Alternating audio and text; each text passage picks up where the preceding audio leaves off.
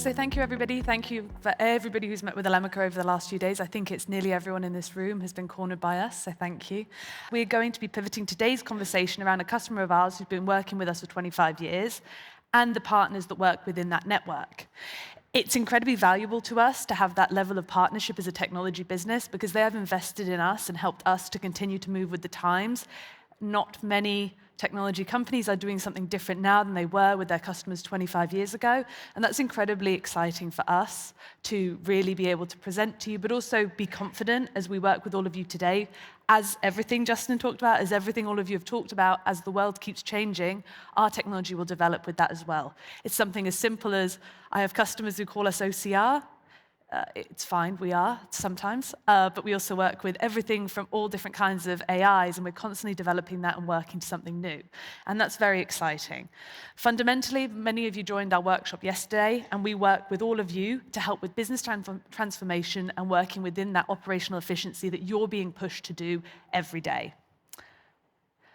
So, on the screen here talks to you a little bit, and we focused a lot this week around sustainability, scalability, agility within that supply chain, but also the innovation. And the fact that we work with so many of you, and 80% of the participants here at LogiChem, whether you are a logistics service provider, whether you are an actual manufacturer, or the people you're selling to, consider those consumers could be as simple as all of us, or Walmart, Tesco's, Home Depot. It doesn't matter how we're working with these companies. This is about giving you a functional strategy that helps us to really, really work within that network and keep adding more and more work within that. Now, that can be everything from message types, it can be technology, but it fundamentally is engagement from all of you. You asking us, communicating with us, and talking about what your business strategies are asking for and how we can help. This is expanding every year. We will be meeting with Marcos and Melanie, who will represent the network effect of Elemica and how that organically helps us grow. But really, that is the open dialogue between yourselves, your suppliers, and your network, logistics being a huge part of it with the service providers, but what you're asking of each other and how that changes market to market is incredibly important. That's but also, business unit to business unit. You're all going to be marginally different, and those marginal differences help us to put something like this in front of you to say, we know your network, we want to lead as much as possible with all of you. Fundamentally, it's about collaboration, and we talked about on the first day, being able to separate your customers and your ways of working depending on their needs. So, these are some key metrics around Elemica. Personally, the ones that really stand out to me, and if I were all of you, would be important, is longevity, the 25 years, but also the volume of dollar, the annual commerce that we're talking about through the platform. Everybody's going to have different ways of accruing that kind of revenue. That can be through volume. It can be through amount of, we talked to people about amount of sales orders, amount of SKUs. It doesn't matter. Everybody's marginally different. But it's about working towards pivoting around these three key drivers we talked about this week: lead time, price, but also the sustainability piece is becoming really hard. And we heard yesterday from Ecolab, they don't necessarily always complement each other. It can be incredibly hard to work in collaboration in that space as well. But this volume of network on the Elemica platform helps us to make sure you can be as scalable in that respect as possible. Basically, we're looking to be as proactive as possible in this very, very dynamic model to make sure that we're touching all of your requirements to always be moving the needle year on year, 25 years in, keep moving forward. Now, this is basically it. What you can see on the screen here, this is fundamentally the way that we look at this is the silo moving approach. Across this room, whether you are actually manufacturers, you'll be selling and trading to each other. Now, the document types listed here are just a small part of it. We are taking customer data in. Your customers will be somebody else's suppliers. We're taking carriers in. And it's very important here that this is, you can call it silo busting. For me, it's very circular. It changes all the time. Today, who your customers are will become your suppliers next, etc. And the same goes for the logistics providers. We can be interchangeable moving these types and adding, whether it's documents, whether it's components. So you can see we talk here about units of measure. This could be restrictions that you have to work, changes when you're looking to use less SKUs, whether you're working with difficulties that come through, whether it's weather, whether it's geopolitical situations that mean you have to change things very quickly, we can work with all of that. And because Elemica sits in the middle of it, we can be as proactive in helping you guys make those changes as much as we can. We really, really work with every data platform. Of course, we sit, and the ERP is always the endpoint. That's where we want to make sure the data gets in as well as possible, but we're not foolish. We know there's many other systems. We know you're working at a minimum between an ERP, a CRM, and maybe a WMS that sits outside. At best, we're looking at 3, and that's probably per business unit, let alone per market. If there's many, many more, that's fine. That's something Elemica can help you do, is to harmonize and have one point of truth as much as possible, getting those data points in and constantly moving forward. Big part, we talk a lot. Elemica is, of course, we would fundamentally, I hope to most of you, be described as an automation platform. In my opinion, there's 2 parts to automation: data extraction, data validation. And the data validation piece is incredibly important, because that is when you look at what your users today who are keying things in manually know that you don't know. And that is helping us make sure the data that comes in has all of these requirements and make sure that they are picking up the shades and the details and the knowledge that maybe these people have been keying for 20, 30 years. It goes into the platform and makes sure your data is truly passing through. Because data extraction is as good as the data that comes in. So if your customers are asking for day 1, for day 2 as a default, then you're going to put that in your system. You can use Elemica to do what we call an enrichment platform in between. That means if that customer's trading pattern, and we talked about customer segregation a lot this week, if you're going to say day 1 for day 7, that can become a default that you make sure Elemica can do. Of course, you can do this in the ERP, but sometimes some of these changes are much quicker to do on a very focused, on a transactional level, to get those changes done in our place, even if it's done short term. I've been with the business 10 years. I've done a lot of short-term solutions that are still there for many customers, and that's okay. And we can constantly, the S4 journey will help people to maybe make some of those changes. If they don't, you can continue to use Elemica for what the ERP, the WMS do not do at this current time, and work with us to move that forward. Now, what we're basically looking to show you guys, this is a lot of data points on the screen here. This is showing you fundamentally all the different ways that the network can work. Again, it's just showing that last visual in a different way. These are more document types, but we really work across what I call cradle to grave order entry. So the minute is supplied, source, requested, and you work through all of those requirements to make sure everything from ECOA, sales order entry, the perfect order journey. It will be different for each of you. It may be different for each of your customers, and that's okay. This is why customers like BASF, when Melanie comes on the stage, have worked with us for 25 years. Things have changed, and we're here and absolutely here to support that. Really, we want to make sure that our flexibility and approach, whether it's for individual customers, whether it's for logistics service providers, whether it's making sure that you guys can say yes to your customers without it becoming taxing on all of you, is really important. The panel following from me is really a discussion around how all of these documents, automating this whole process, helps with customer experience. We're very lucky to have Marcos representing, in this case, we've got BASF and Braskem working from a supplier and customer relationship and how that interchanges, and my colleague Kevin will be in the middle. But it shows that dynamic relationship and how fundamentally everybody has their own customers, everybody has their own agendas, but working together and moving forward with documents, flip them around, to make sure that all of you can serve your customers in the best way possible. That's exactly what the panel will be talking to you about, and making sure that both, as users of Elemica, are using us to their best advantage.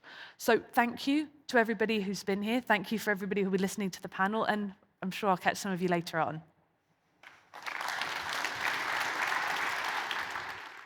So I want to talk first about this right formula that is constantly changing. What's the formula to provide a customer experience? And just do a short roundtable about that. So Melanie, maybe you can start. The formula to shape customer experience. Yeah. That's a tough one, Stephanie, to start with. I'm not sure if I have this world formula, but I think, we all see uncertainty is increasing. No matter whether it's tariffs, whether it's elections or wars breaking out, that all shapes uncertainty. And I can feel and see in day-to-day work that the customers have an increasing demand for information. Whenever there's something uncertain popping up, we have to speed up on our information, meaning our employees need transparency on where is the order, where is the container stuck, when will we be on the ship, when will we be off the ship. So I think that's something where we really have to work on to make sure our customer service reps have the information at hand, and if the customer calls, they can help them answer and can also stay in touch with them, because I think after all, what we rely on in times of uncertainty is the human interaction. You wouldn't want to be talking to a chatbot at that moment, I think. That's hard, right? Marcus, what about you? Any thoughts? And to complement, I think the journey itself, right, is what all we are living in terms of disruption is what our customers are facing as well, right? So they're going through the same changes, and maybe the way your customer was expecting to be served 5 years ago is not exactly what matters to them here. And I think Justin even said that on the first day when he was talking about some customers don't care about long lead times now. It's all about costs, right? But how do you identify that, right? So I think technology comes with the leverage of bringing that data so we can better understand customers, right? And we can have a faster way of response, which technologies allow that. But when I put it well, it doesn't substitute human contact, right? We see that as an enabler of technology to enable our teams to have more time spending with the customer, understanding what's their needs, right? Knowing what they're going through in terms of the disruption that happens there. So I think that's important. We had at Braskem, for example, a big change on going from account managers setting the ABC classification of customers, saying, no, this is the strategic customer. Okay, let's run data on them to see how they behave. And you go like, but why does he buy a lot and then jumps and ups and down and so much? Is this strategic for us exactly? And it's like, oh, not really, but it's my relationship. So we try to bring a little bit on the data to support. I'm not overtaking the account manager, but I'm trying to bring the data to help them understand maybe that customer doesn't value those things. So let's focus on what it values, right? We have a saying, we need to serve our customers better and then more. Serving more sometimes creates more hassle for the customer than actually they want. Yeah, and it's interesting how customer classification may change based on that algorithm. Yeah, Exactly. That's good. That's nice. Kevin, what about you from a service standpoint? I think different customers have different needs depending on their industry. We're a business-to-business industry, quite clearly, and we buy and sell from each other, which is also unique. And the further downstream you go towards the consumer, the different the needs kind of are. They change, and all of them want to somehow digitize. They want to achieve operational excellence, they want to achieve transformative business models, and to do that, they have to kind of go through a digital journey. Customers, like us, like you, are all going through a digital journey. And to be able to achieve this operational excellence and to be able to lay the foundation, you need to have the information ready in real time. So sharing of information is very, very important to everyone. So it's about automation of transactions and empowering them to make decisions quickly, empowering their agile teams to respond, navigating the chaos, was something which I think Peter de Vos from Ector said, or a gentleman from Henkel, I don't recall exactly, sorry. Navigating the chaos is the skill. That's what the humans should be doing. The people should be freed up. They should be able to focus and have the information at hand, because at the end of the day, digital transformation is just an enabler for analog transformation, and that requires people. And the real value to the customer is generally empowering the people to improve the customer experience. CSRs know better than everyone else what the customer needs. I like that's the business card, Chaos Navigator, right? Can we put that on our business cards? It's nice. But I love the point, Kevin, that you brought up, and it links to a question that's popping up that we were intended on speaking about anyway, is kind of how do you balance the value of digital, so we'll go into the value of self-service, in order to free up time to our teams to be chaos navigators. Chaos is going up, great. So there's a value behind freeing up time to be able to do the work that humans are supposed to do. How do you balance that to sell the experience to the customer? So the question that came up was, how important is customer experience in helping you win new customers? And I think it relates well into this formula of what is that experience that changes minute to minute, customer to customer. Exactly. So maybe Marcus, back to you. And I think that we had this case at Braskem as well, right? We had in the, let's say, more normal times in the past, well define which are the target customers we want, right? And we would have the choice on saying maybe that's small clients that we don't want to serve because it costs too much for us to serve them. Too much bureaucracy in order entry and checking where it's going to be the truck, where we're going to deliver, like what they ask in terms of documents, all the things we need to comply with. As we learned to navigate the digitalization, we saw that we could automatize a lot of that and make that streamline. And now I can go win new customers by saying that doesn't take my time. I don't need to add 2 more new customer service representatives to be able to serve those customers. But they will have a different experience than I have on my top customers that do tons of products in there. Maybe they want maybe 1 truck every 2 months. But then they get an experience that they just go into our customer portal, they put that order, and they get it in 2 weeks. And then if they want to check that, they can track it, they can download their own documents, they can do everything in there. They can still get in touch with our customer service representative, but it's going to go after a couple of layers of self-service in there, because normally we check 90% of that solves their problems. So it's a way of using that to also bring new customers into that thing and into our pool of customers. So I think, as I said, it's still an enabler, right? And as Kevin said, right, it's different for all the companies to understand what is their need and how you're going to do this, right? But it brings definitely opportunities. I want to bring a different angle into that, Melanie, maybe for you, of where the strategy of digitalization, self-service to maybe talent suppliers, do you see how that can backfire in that it's not of value? The self-service is a negative thing to the customer. Do you ever see that? Yes. Yeah, sure. Very honestly, yes. I mean, it's not a value to those customers who have been trained and accustomed to different service over the past many years or decades. I mean, sometimes we have a work relationship in a B2B environment for 10, 20 years. They're used to, if I need a document, I just call you and you send it. I send you an email and I get it. And now you have to tell the same person, please go to our portal, please download it. The portal certainly has advantages, and a lot of people, especially if they're new on the customer's end, they're happy to use it. But if they have been accustomed to a different service, then they will also not use it. Maybe adding also to what Marcus just said, but also to this question, is there also a way to win customers? We recently had a very interesting example and we did a pilot in Greater China for one of our businesses, where we first time implemented a fully automated e-auction. So the customers really bid in the e-auction, and it was customers that were partially known but partially not known to us. They could do their bids there for our products, and then they would win, and it would generate a fully automated order that then gets serviced to them. And the pilot was considered quite successful. So, And of value to the customer. well, obviously, Yeah, I mean, they sure. seem to appreciate the transparency in this format, or yeah.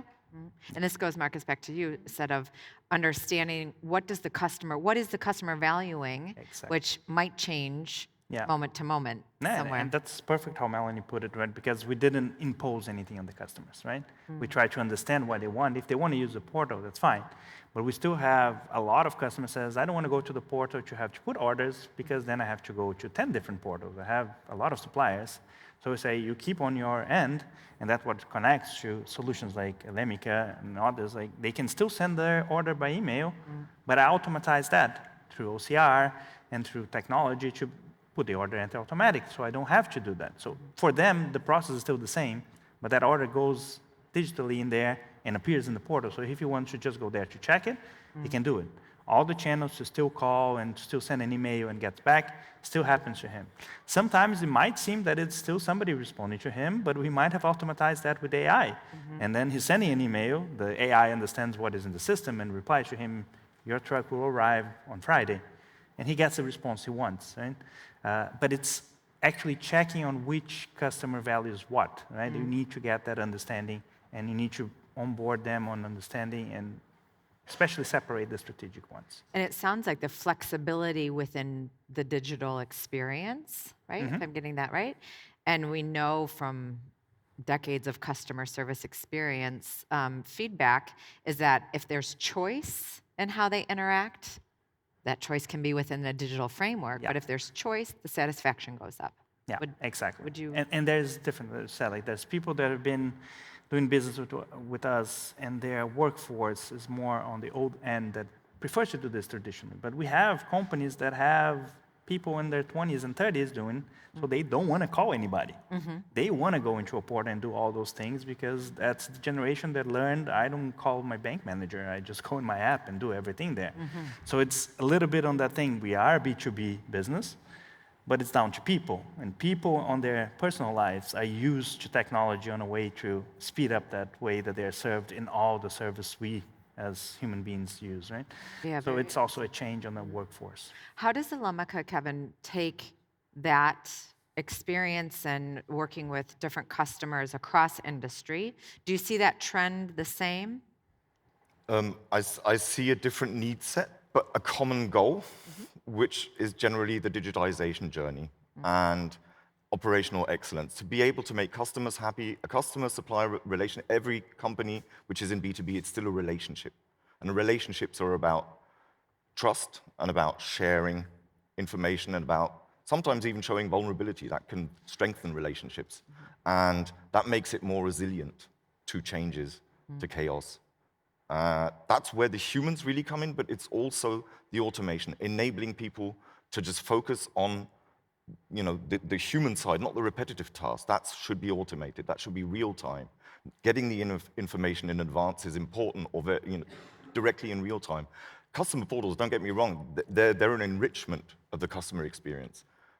But if you look at your procurement people who maybe plan or book 500 transports with carriers per day, imagine they'd have to log into every carrier's portal to be able to book that transport. They don't want to do that. Nobody wants to. They want to work in their own system, and they want to concentrate on having one system. The reason we're such a well-kept secret is that we don't mandate anybody use our interface. We just connect the systems and automate the workflows in the background. So we're providing basically the information without the customer having to call, without the CSR having to respond, and it's in real time. And it enables, for that to be enabled, there is a level of trust required. You do have to show that sharing information should not be punished, right? We all have mutual goals. We want to survive, we want to profit, we want to benefit and grow together. And to be able to make that resilient, we should be okay to share information which doesn't necessarily look good in the interest of commonly or both solving the problem in a way that is satisfactory and enables further growth and strengthens the relationship over time. Yeah, and I think, that we're talking about one specific thing, but I think that trust in what we can share, even amongst ourselves, right? What can we share that is, you don't have to keep it close to your chest, but it's actually something that is, if we share that commonality, we can have further progress. And I think this is a great example of that. Melanie, it's in that piece and knowing that, there's a fine line there, is trying to prioritize what piece of the puzzle to invest in, what customer to listen louder to because their demands are changing. How does your organization or how do you focus on what to prioritize in the frameworks that are going to bring the most value? It's a tough topic, honestly speaking, sure. very openly. And I think it links very nicely to the first question I can read here, if I may just read that in addition. Please. How do you handle a customer if what they value doesn't align with the way your company is developing on their digital journey? Yes, how do I know that I service all my customers at best? And honest answer is I cannot. I can do priorities, but also in times of uncertainties, of all these changes, I have to prioritize resources really hard. We're in a very severe cost competition, meaning investment is also limited, and it really needs strong priorities. Now, yes, sometimes I think that will mean I make one or the other customer unhappy. If they're in the 10% of customers that generate 80, 90% of our revenues, then we talk. But honestly speaking, in a commoditized business, which is a lot about chemicals, it's commodities, it's about price, it's about very small margins nowadays. We cannot invest in a specific digital customer journey for every customer any longer. And even there, and I'm a person, those who know me, and I hope there's some in the room who have met me before, I'm a very enthusiastic, energetic person, and if I see a new idea that I love it, just jump on it and I want to do it. That's my nature. And it's very difficult for me also personally now to sometimes say, okay, no, we have today prioritize, I can't send my team everywhere. We can't just do it all, and we also have to take our own people along, we have to take our customers along. And I think those are the bold actions, right? I mean, leadership at its finest is Nestor from Dow in the first day in his keynote, he emphasized what our challenges are to take the risks and then denounce the rest and live with the consequences, right? And that's a hard thing sometimes to digest of, sorry, customer, you're not going to get that. And you're not prioritized because it's against our nature to make the system work. Any thoughts on that? Because I'm sure it's a challenge for you guys as well. For sure, and I think what we learned is that we cannot have a digital strategy on its own. It has to serve the further strategy of the company, right? And that will trigger which customers should we actually be looking at, and which kind of lane of growth or strategically business we want to actually attack to. So, for example, when we talk about a digital journey, right, when we talked about our green products, right, we see that a lot of people value that, and now we are in a good position to say that that actually brings more profit than the regular fossil business, but because people see a value in specifically reaching their targets in terms of decarbonization. So how do you use digital as well, not only connected to the certification, but to sell and find the customers and say, I'm not in a commodity business. I'm not selling them tons of products. I'm selling them reduction of CO2. So it's a footprint thing. So there it doesn't stand like, 1,000 euros a ton. It's more about this versus a normal product means 30% reduction or 50% reduction, right? So that brings that clarity on it, right, and to bring those things. But it's something that the company said, this is our strategy, right? It's switch to gas, fly up to green, and therefore my digital journey will be there. It doesn't mean that I'm not serving the regular customers, but if I need to prioritize investments, I'm putting a good chunk of investment in that front because that's how the company decided to strategically attack. Yeah, and very interesting because you're selling then the outcome, not just the product, right? Exactly. And when we sell in all of our organizations, selling outcomes is where the value comes from, right? Where you're not having to, what does everybody need? That's impossible. But to say this is the outcome that you're going to get not only with the product, but your other sustainability goals, that's what then creates value to the customer. Exactly. Would you, so it's where we can actually find differentiation, right? Sure. Because back to what Kevin was saying, right? We cannot compete with some other competitors that do in culture plastics. They're going to be much cheaper. So if somebody's just looking at price, that's not our market. Yeah, very interesting. Let's jump into some of the questions. So how do you handle, that was the one that we said, how do you deal with strategic customers like automotive that are going through a very, very challenging time and having a challenging forecast? So, customers where, okay, we're all in challenging times, but you have a demanding customer that you see their pain, and how do you lean into supporting them? Maybe, Melanie, do you want to take that one? Go for it, Kevin. So we keep talking about the network approach. The network approach is internal. You have an internal network. You have your own stakeholders, your own departments, and they have their own priorities and needs. But you have, as an organization, with that network, on top of that network, you have common goals. And your customer has the same. And they have needs. And last year at the CPG conference we were at, where we were on stage together, I was on a round table with CPG companies, big ones. And the topic was, how can we get real-time, actionable information from suppliers in a manner that allows us to improve efficiencies, to be resilient, and how can we get that information from them? How about talk to each other, but maybe from a different perspective? It's about breaking down these silos, right? So every role, every person, procurement has a different need set than sales. Customer service people are very service-oriented. Procurement people are a bit more entitled. They're more demanding, right? And customer service are there to meet that demand. But you've got to meet somewhere in the middle. And to do that, you need to communicate. And I suggested, why don't you supply chain people talk to their supply chain people and figure out how to get that data in real time and how to exchange it, or allow them to come as they are. We do that as well. Like whether they want to continue sending a PDF, that's fine. Your priority is reducing the repetitive workload and reducing the errors and the lag and delay from manual order entry. Yeah, sure, take care of that. If they want to use, if they force you to use the Henkel portal or the Ariba portal, that's a thing too.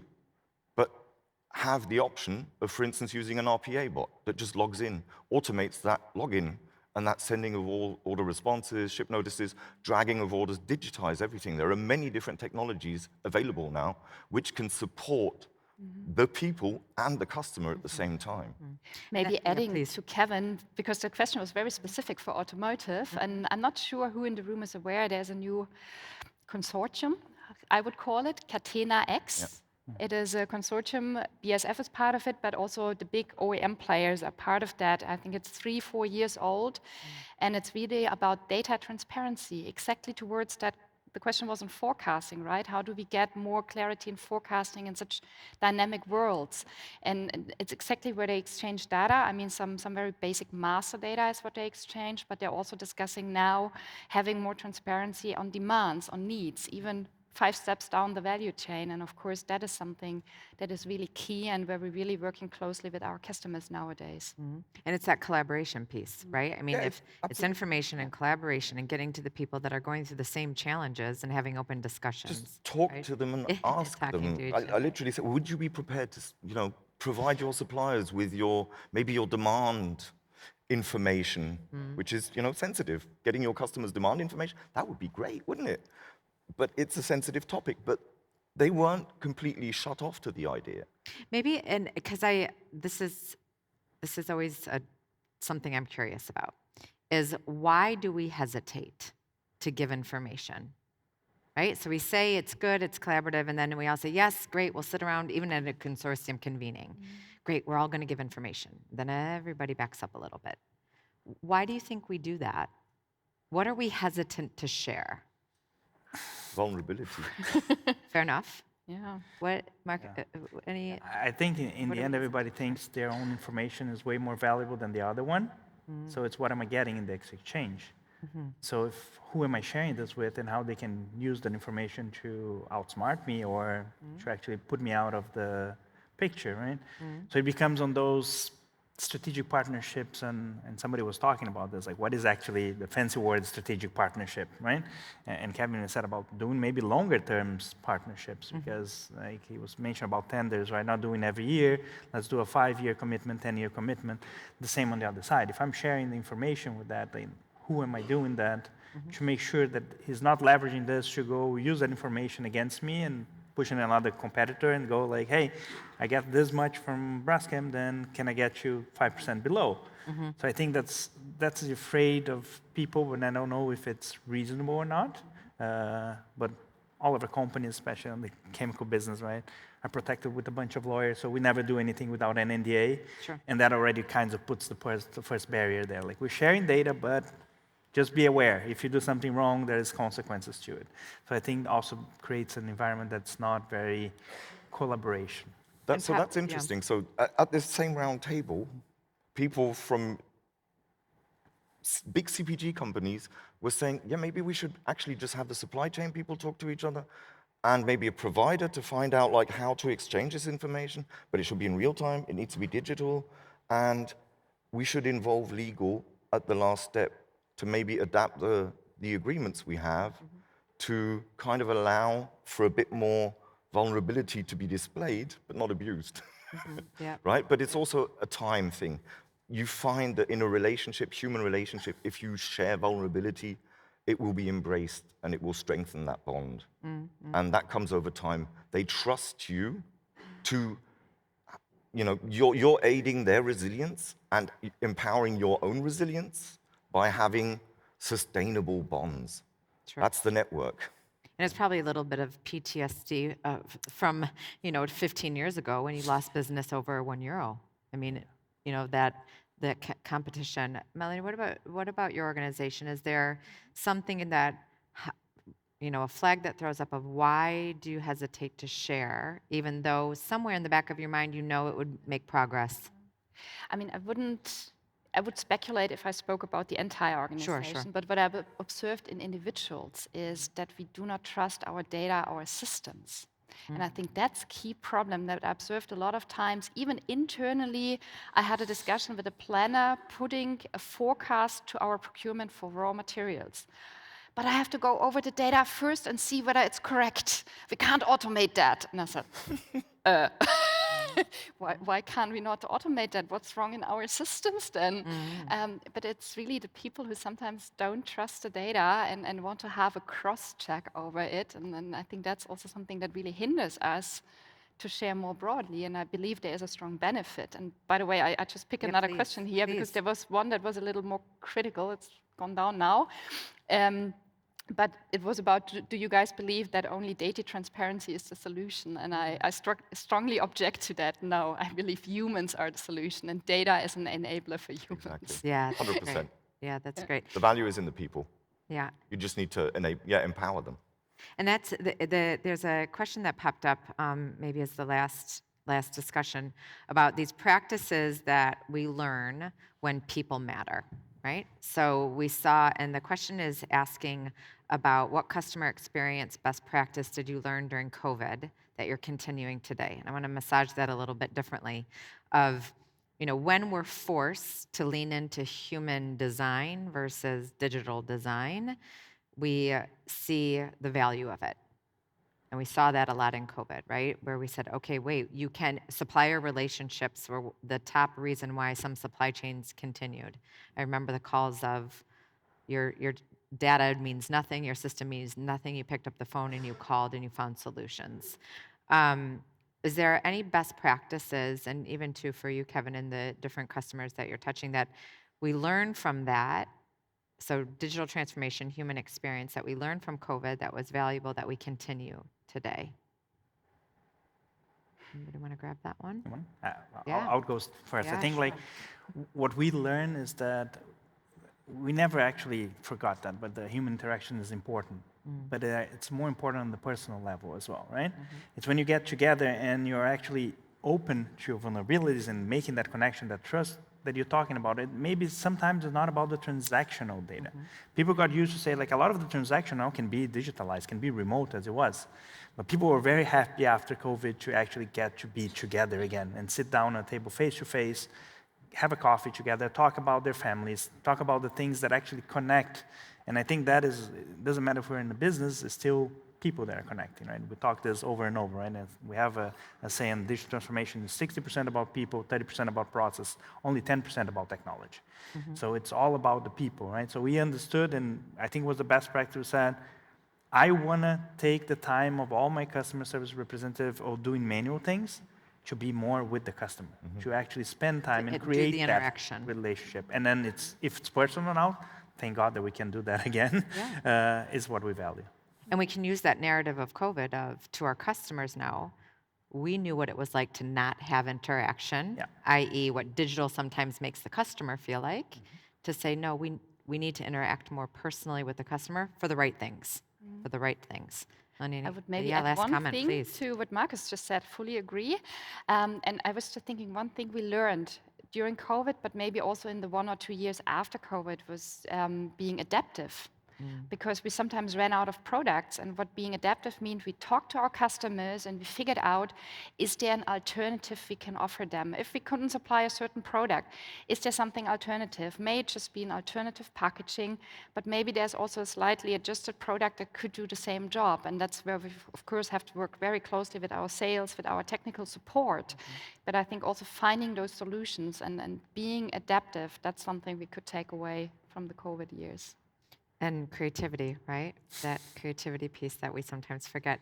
We're out of time. I appreciate the last discussion of the day. And a big round of applause for our panel, please. Thank you, Stephanie.